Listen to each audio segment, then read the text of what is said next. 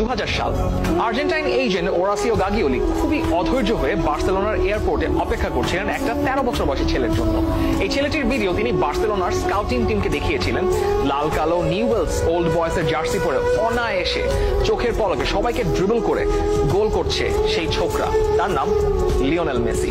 রোসারিও সান্তাফে শহরতলির মাঠ আর পাড়া ছাড়া যাকে কেউই চেনে না। রোসারিও থেকে সেই প্লেনটা নামলো বার্সেলোনার এয়ারপোর্টে। নামলেন হোর্হে মেসি, সঙ্গে নামলো তার ছেলে লেও, যার জন্য অপেক্ষা করেছিলেন এতক্ষণ গাগিওলি। কিন্তু মেসিকে দেখে তার তো চোয়াল ঝুলে পড়লো। নিজের চোখে বিশ্বাসই করতে যেন পারছিলেন না সেই সময়। তিনি মনে করলেন যে তাকে বোধহয় ঠকানো হয়েছে, এটা তো হতেই পারে না। তিনি পরে এই ব্যাপারটা নিয়ে বলেছিলেন যে তিনি ভাবছিলেন মেসিকে দেখে যে এমন পাটকাঠির পা নিয়ে কেউ কিভাবে ফুটবল খেলবে। রীতিমতো পুচকে একটা ছেলে, এর তো মাঠে হাড়গোড় সব ভেঙে যাবে যখন সে ফুটবল খেলতে যাবে। মেসিকে নিয়ে গাগিওলির একটা ছোট্ট সন্দেহ অবশ্য আগে থেকেই ছিল।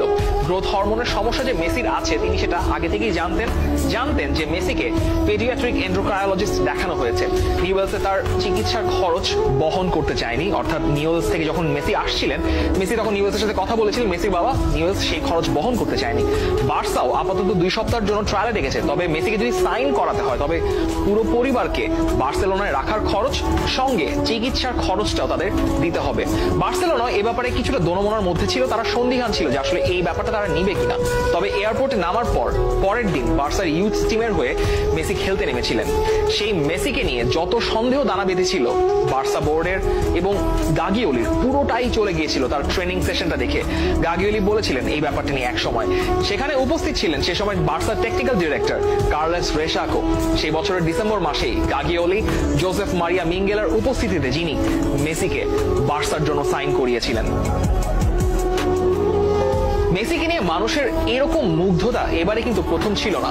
মেসিকে দেখার মুগ্ধতা এর আগে প্রথম টের পেয়েছিলেন মেসির প্রথম কোচ সালভাদোর আপেরিসিও।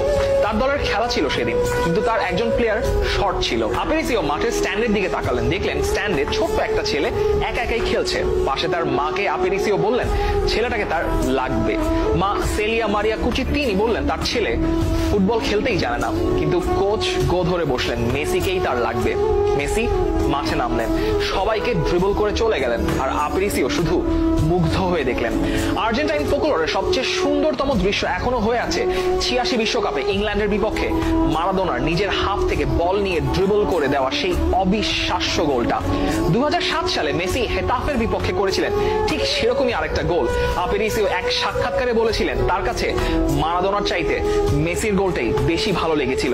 মেসিকে পিছিয়ে তিনি যতবারই এভাবে খেলতে দেখেছেন ততবারই তিনি কেঁদেছেন। সে কান্না কেমন কান্না সেটা হয়তো আপনারাও অনেকবার টের পেয়েছেন।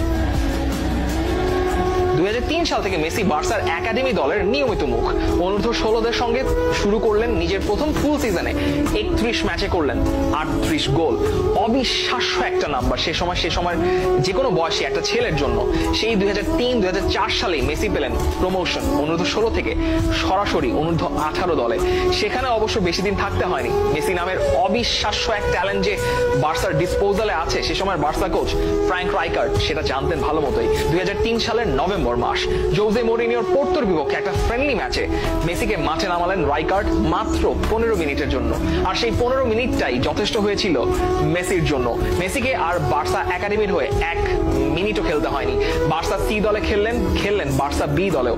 সে বছরের 10 মাসের মৌসুমে বার্সার আলাদা 5টা দলের হয়ে খেলেছিলেন মেসি। আর 2004 সালের অক্টোবরে 17 বছর 3 মাস 22 দিন বয়সে প্রথমবার কাতালান মূল দলের জার্সি গায়ে প্রফেশনাল ডেবিউ হলো মেসির কাতালোনিয়ারই আরেক দল এসপানিওলের বিপক্ষে।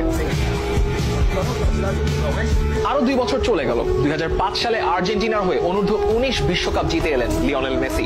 এদিকে মেসিকে নিয়ে তো স্পেনে বিরাট সাড়া পড়ে গেছে। মেসির মতো একজন বার্সা দলে জায়গা না পেলে সেটা হবে রীতিমতো একটা ঘোরতর অপরাধ, লিখলো বার্সা পত্রিকা এল পাইস। তখন মাত্র 3 জন নন স্প্যানিশ প্লেয়ার খেলতে পারতেন লা লিগার দলগুলোতে। মেসি যেহেতু আর্জেন্টাইন, স্প্যানিশ নন, সেই জন্য সেই কোটা পূরণ করার জন্য আসলে মেসির জায়গা হচ্ছিল না। মেসির স্প্যানিশ সিটিজেনশিপের জন্য অবশ্য তখন চেষ্টা তদবির চলছিল, তবে সে সময় তো কোনো ফ্রেন্ডলি ম্যাচ খেলতে তার বাধা ছিল না। সিজন শুরুর আগে বার্সার চিরাচরিত হুয়ান গ্যাম্পার ট্রফির ম্যাচ এলো। সেবার সেই ট্রফির ম্যাচে ফাবিও কাপেলোর ইউভেন্টাস এলো বার্সেলোনার সঙ্গে খেলতে। মেসিকে যখন শেষ 10 মিনিট আগে তুলে নেওয়া হলো ম্যাচ থেকে, পুরো গ্যালারি জুড়ে মেসি মেসি বলে চিৎকার। শেষ 80-85 মিনিট জুড়ে মেসি যতক্ষণ মাঠে ছিলেন ঘোল খাইয়েছেন Gianluca Pessotto, Fabio Cannavaro, Jonathan Zebina আর গিলিয়ানো জিয়ান শেডার মতো ভেটারান প্লেয়ারদেরকে। Final whistle, Barcelona 2 Juventus 2। Fabio Capello হাত মেলাতে আসলেন রাইকার্ডের সঙ্গে আর ফিসফিস করে রাইকার্ডকে বললেন, তোমার ওই মেসি ছোকরাকে তো এই মৌসুমে বার্সায় খেলাতে পারবে না, আমাকে এক মৌসুমের জন্য ইউভেন্টাসে ধারি দিয়ে দাও। এই প্রস্তাব শুনে রাইকার্ড দম ফাটিয়ে হেসেছিলেন। কাপেলো পরে এই ব্যাপারটা নিয়ে বলেছিলেন যে মেসির বয়সী এমন কোয়ালিটিফুল প্লেয়ার তিনি কখনোই এর আগে দেখেননি। মেসি বড় হতে থাকলেন। 2006 সালে তিনি ফুল ফ্লেজেড একজন বার্সা টিম মেম্বার। রোনালদিনিও আর ডেকো তার ব্রোজ কিংবা বড় ভাই বা বড় ভাই সুলভ বন্ধু। মেসির কনসেন্ট্রেশন শুধু ম্যাচে আর ম্যাচ শেষে তার প্লে স্টেশনে। তবে রোনালদিনিও আর ডেকো সঙ্গ পেয়ে একটু একটু মাস্তিও করা শুরু করেছিলেন তিনি। বার্সা হায়ারার্কি তাদের প্রাইসড অ্যাসেটের মনোসংযোগ যেন নষ্ট না হয় তার কোনোটাই হতে দিতে চায়নি। মাঝে রাইকার্ড 2007 সালে দলের উপর নিয়ন্ত্রণ হারালেন। 2008 সালে এই যে মেসির মনোসংযোগ যেন নষ্ট না হয় সেজন্য রোনালদিনিও এবং ডেকোকে ট্রান্সফার আউট করে দেওয়া হলো ক্লাব থেকে। পেপ গার্দিওলা কোচ হলেন। শুরু হলো দ্য পেপ মেসি এরা কিংবা the great Messi false nine এরা। The greatest trick the devil ever pulled was convincing the world he didn't exist. The usual suspects যারা দেখেছেন মুভিটা, কেভিন স্পেসির এই আইকনিক লাইন অফ ডায়ালগটা হয়তো আপনার মনে আছে। এই ডায়ালগের অরিজিন 19 শতকে যখন শার্ল বোডলেয়ার প্রথম লিখেছিলেন, one of the artifices of the Satan is to induce men to believe that he does not exist. এই কথাগুলো বলার একটাই কারণ পেপ গার্দিওলার অধীনে Messi became the devil. Guardiola induced a trick that made Messi invincible, invisible. Defenders didn't know whom to track, whom to defend.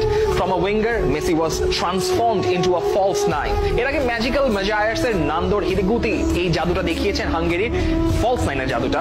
পরে Alfredo দি Stefano, Michael লাউড্রাপ, Francisco টটিরাও এই রোলে খেলে flourish করেছেন। যখন 4-4-2 ফরমেশনটা ফুটবলে সবকিছুকে ছাপিয়ে গেল তখন এই রোলের জাদুটা হারিয়ে গিয়েছিল। শুধুমাত্র মেসির কথা মাথায় রেখে গার্দিওলা নতুন করে কনজিওর করলেন এই ফলস নাইনের জাদু এবং এই ফলস নাইন স্টর্ম আঘাত হানলো 2009 সালের মে মাসের 2 তারিখে বার্সার আর্চ রাইভাল রিয়াল মাদ্রিদের বিপক্ষে এল ক্লাসিকোতে। সাধারণত ম্যাচের আগের দিন রাতে গার্দিওলা নিজেকে তার অফিসে বন্দি করে রাখেন। খুবই সফট একটা মিউজিক ছেড়ে রাখেন, ওয়াইন হাতে অপোনেন্টের ভিডিও দেখে সেগুলোকে কাটাছেড়া করেন। চট করে ভিডিওতে একটা জিনিস দেখে রিয়াল মাদ্রিদে তিনি ল্যান্ডফোন হাতে নিলেন। রাত তখন বাজে 10টা। তিনি ফোন করলেন লিওনেল মেসিকে, বললেন তুমি এই মুহূর্তে যেখানে আছো এখনই অফিসে আসো, তোমাকে একটা গুরুত্বপূর্ণ জিনিস দেখাতে হবে। মেসি বার্সা অফিসের করিডোর ধরে পেপের রুমে এলেন। পেপ বললেন, মেটজেলদার আর কানাভারোর পেছনের স্পেসটা দেখো। ওরা রিয়াকশন নিতে যে সময়টা নেয় সেখানে অনেক বড় একটা স্পেস ফাঁকা পড়ে থাকে। এখন থেকে এটাই হবে দা মেসি জোন। যখন আমি সংকেত দেব এতোর সঙ্গে সুইচ করবে। মেসি সবকিছু শুনলে মাথা নেড়ে বিদায় নিলেন। ম্যাচের দিনে 10ম মিনিট, লেফট উইং এ থিওরি অরি, রাইটে মেসি আর সেন্টার ফরওয়ার্ড রোলে স্যামুয়েল এতো। গার্দিওলা সেই সিগন্যালটা দিলেন। এতো শিফট করলেন রাইট উইং এ আর মেসি নেমে এলেন মিডফিল্ডে। The tip of the diamond, ক্রুইফের ড্রিম টিম এর 3-4-3 ফরমেশনে যেই টিপ অফ দ্য ডায়মন্ড ছিল সেখানে এলেন মেসি। রিয়াল ডিফেন্ডার ক্রিস্টোফ মেটজেলডার এবং কানাভারো রীতিমতো বোকা বনে গেলেন। মেটজেলডার কানাভারোকে বললেন, এখন কি করব? ওকে মিডফিল্ডে ট্র্যাক করব নাকি নিজেদের জোনে টাইট থাকবো? সেই সিদ্ধান্ত তারা পুরো ম্যাচেও পৌঁছাতে পারেননি। যখন শেষ বাঁশি বাজলো মাদ্রিদের উপর দিয়ে একটা ঝড় বয়ে গেছে। Barca 6 Madrid 2। এরপরের 4 বছরই এভাবেই ফলস লাইন রোলে ডমিনেট করে গেছেন মেসি। এই ট্রিক এতটাই কার্যকরী হয়ে উঠলো যে ম্যানচেস্টার ইউনাইটেড 2বার এর ভিকটিম হলো চ্যাম্পিয়ন্স লিগের ফাইনালে গিয়ে। অ্যালেক্স ফার্গুসন অর্থাৎ স্যার অ্যালেক্স ফার্গুসন তো সেবার বলেই ফেলেছিলেন তার এত বছরের ম্যানেজারিয়াল ক্যারিয়ারের এই বার্সা টিমের মতো তার বিপক্ষে থাকা টিম তিনি কখনোই দেখেননি। এই বার্সা টিমটাই তিনি তার ফেস করা সেরা একটা দল। এই 4 বছর যা হলো তা এর আগে লা লিগায় ছিল অকল্পনীয় একটা ঘটনা। এর আগে এক মৌসুমে সর্বোচ্চ গোলের রেকর্ড ছিল 38। সেটা করেছিলেন তেলমো জারা 1950 সালে আর উগো সানচেজ 1990 সালে। 2009 সাল থেকে 2013 সাল পর্যন্ত মেসি গড়ে লা লিগায় গোল করেছেন 40টি করে। আর সেই অবিশ্বাস্য 2011-12 সালে শুধু লা লিগাতেই করলেন 50 গোল, মৌসুমে 73 গোল আর বছরে 91 গোল। টানা 4 বছর ব্যালন ডিওর উঠলো তার হাতে। সে সময় Messi goal machine, Messi the assist maker, Messi the dribbler. Messi শুধু গোল আর অ্যাসিস্ট নয়, মিডফিল্ড থেকে বিল্ড আপের 8% আসতো, অর্থাৎ বার্সেলোনার বিল্ড আপের 8% আসতো তার পা থেকে।